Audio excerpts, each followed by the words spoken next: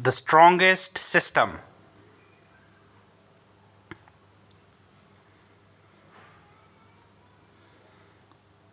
Fantasy. 2.Slave.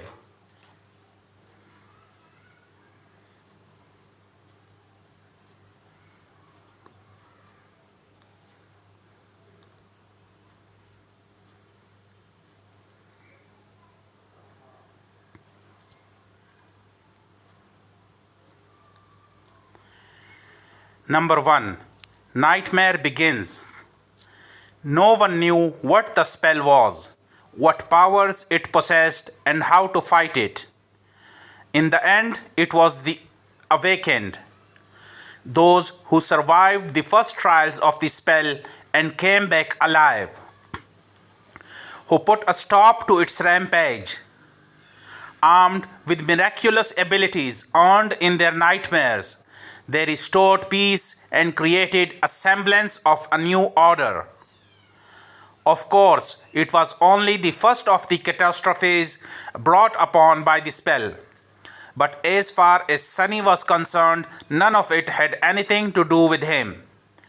Not until a few years ago, that is, when he first started having trouble with staying awake. For an average person, being chosen by the spell was as much of a risk as an opportunity. Kids learned survival skills and fighting techniques in school, on the off chance of being infected. Well to do families hired private tutors to train their children in all sorts of martial arts.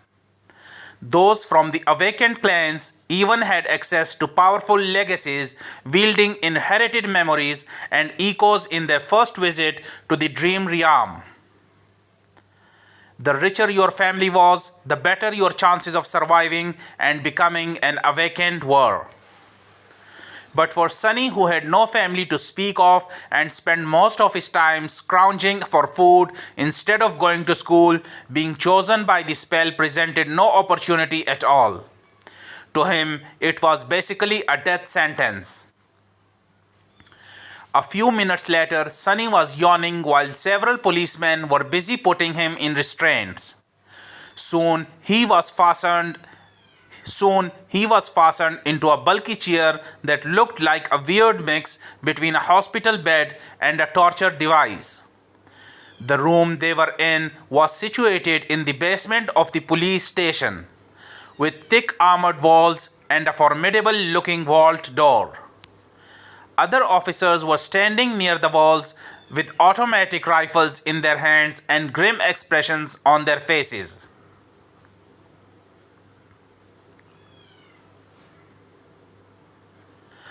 Sunny did not particularly care about them.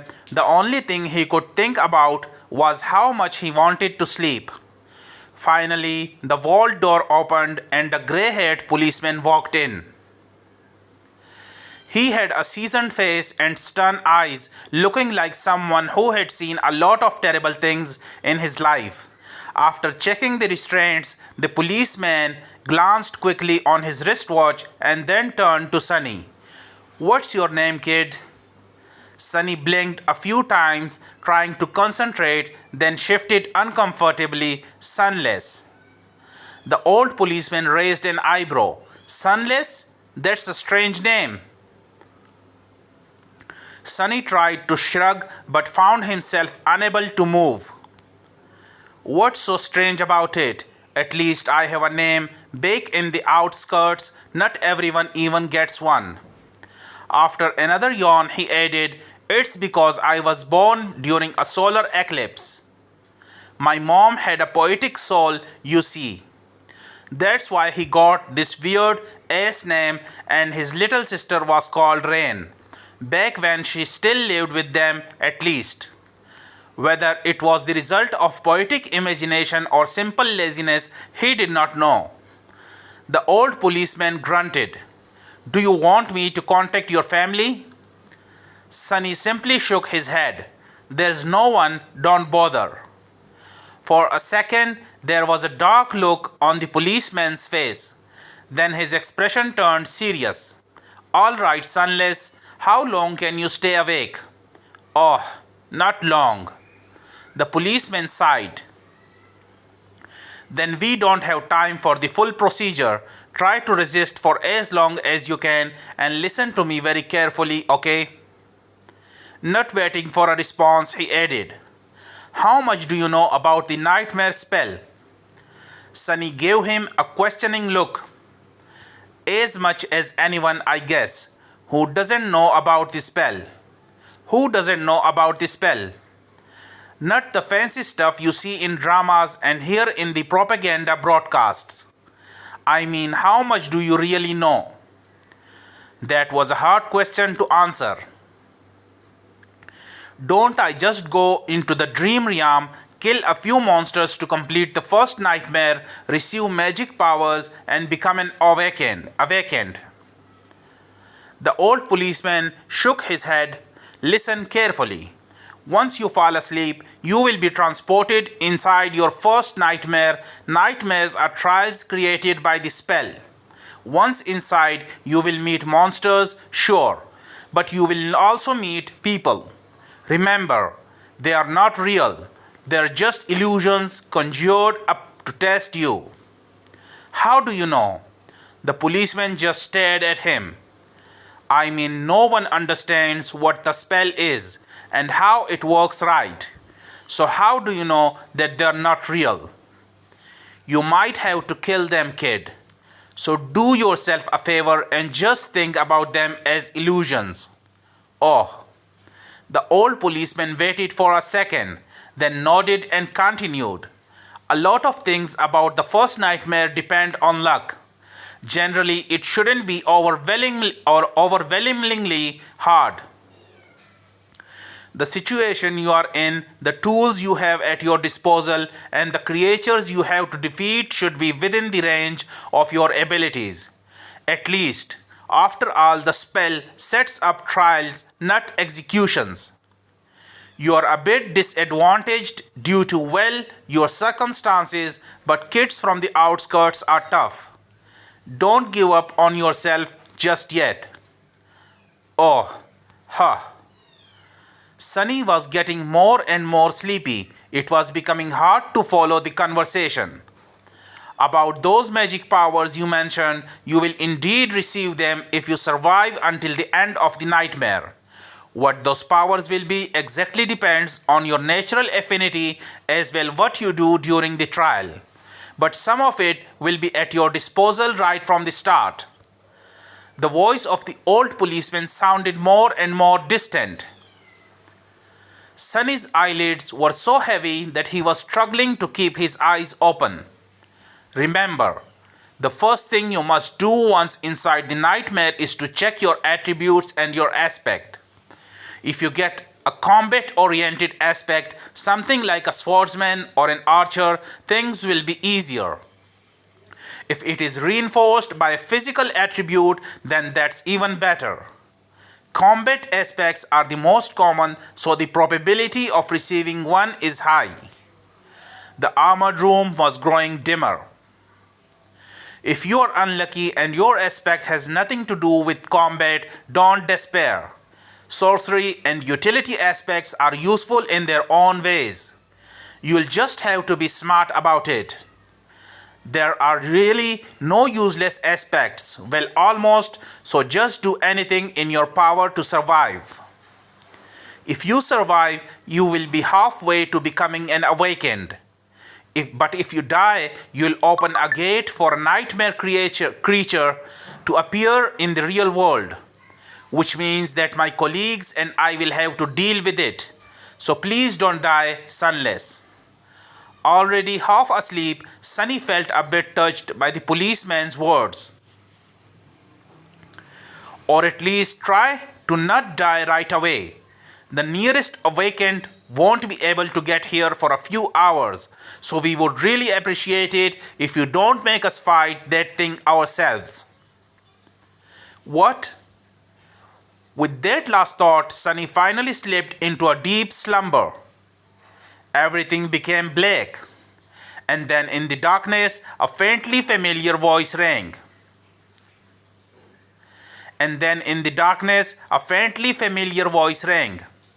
"Aspirant, Welcome to the nightmare spell. Prepare for your first trial. Comment. The first chapter is so nice. I really like the cyberpunkish vibe. Reminds me a bit of Shadowrun.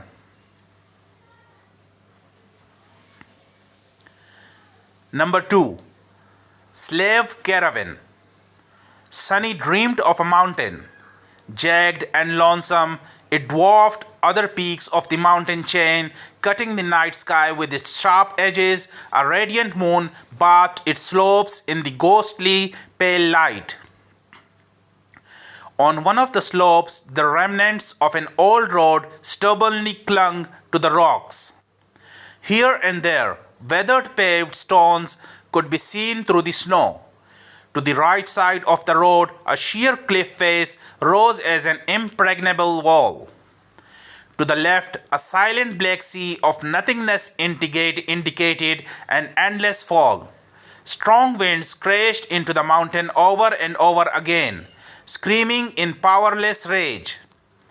Suddenly, the moon fell over the horizon, the sun rose from the west, streaked across the sky, and disappeared in the east. Snowflakes jumped from the ground and returned into the embrace of clouds. Sunny realized that he was seeing the flow of time in reverse.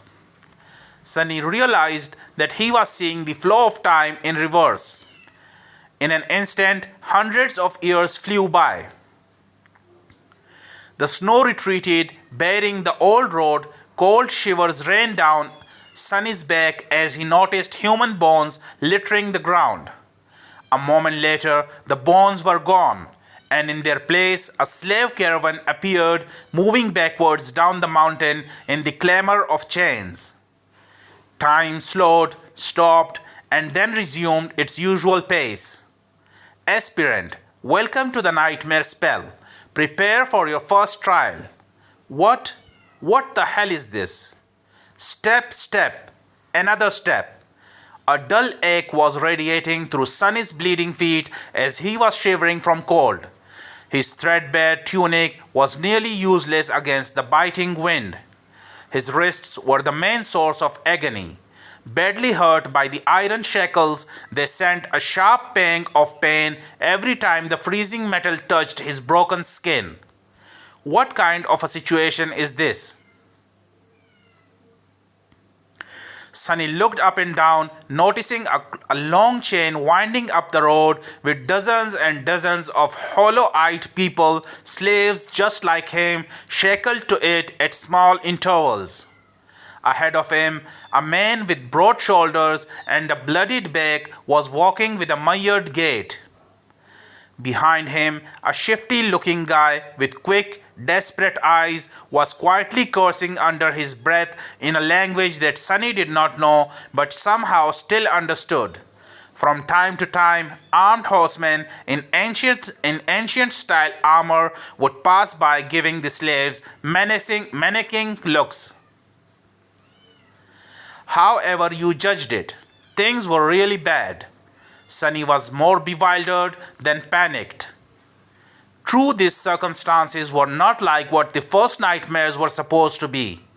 Usually, freshly chosen aspirants would find themselves in a scenario that presented them with a fair amount of agency. They would become members of privileged or warrior castes with plenty of access to necessary weapons to at least try to tackle any conflict. Starting out as powerless slave, shackled and already half dead, was as far from being ideal as one could imagine. However, the spell was as much about challenge as it was about balance. As the old policeman said, it created trials, not executions. So Sunny was pretty sure that to counter this abysmal start, it would reward him with something good. A powerful aspect at least. Let's see, how do I do this? Remembering popular webtoons he read as a child, Sunny concentrated and thought about words like status, myself, and information. Indeed, as soon as he focused, shimmering runes appeared in the air in front of him. Once again, although he did not know this ancient alphabet, the meaning behind it was somehow clear. He quickly found the rune describing his aspect and finally lost his composure. What the actual fuck? Name, sunless. True name, rank, aspirant. Soul core, dormant. Memories, echoes. Attributes, fated, mark of divinity, child of shadows. Aspect, temple slave. Aspect description, slave is a useless wretch with no skills or abilities worth a mention. A temple slave is just the same except much rarer. Speechless. Sunny stared at the ruins, trying to convince himself that he was maybe just seeing things. Surely he couldn't be that unlucky, right? No useless aspects, my ass. As soon as this thought appeared in his mind, he lost the rhythm of his steps and stumbled, pulling the chain down with his weight. Immediately, the shifty guy behind him screamed, "Horse bastard! Watch where you are going!" Sunny hurriedly dismissed the runes which were only visible to him and tried to recover his balance. A moment later, he was once again walking steadily, however, not before inadvertently pulling on the chain one more time. "You little shit, I'm going to kill you." The broad shouldered man in front of Sunny chuckled without turning his head. "Why bother? The weakling will be dead by sunrise anyway. The mountain will kill him." A few seconds later, he added, "It'll kill you, and me too. Just a bit later. I really don't know what the Imperials are thinking, forcing us into this cold." The shifty guy gasped, "Speak for yourself, fool. I'm planning to survive." Sunny silently shook his head and concentrated on not falling again. What a charming pair. Suddenly, a third voice joined the conversation from somewhere further back. This one sounded gentle and intelligent. "This mountain pass is usually much warmer this time of year. We just had really bad luck. Also, I would advise you against harming this boy.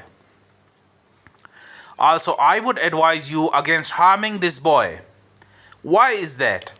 Sunny turned his head slightly, listening. "Haven't you seen the markings on his skin? He is not like us, who fell into slavery due to debts, crimes, or misfortune. He was born a slave, a temple slave, to be precise. Not long ago, the Imperials destroyed the last temple of the Shadow God. I suspect that this is how the boy ended up here."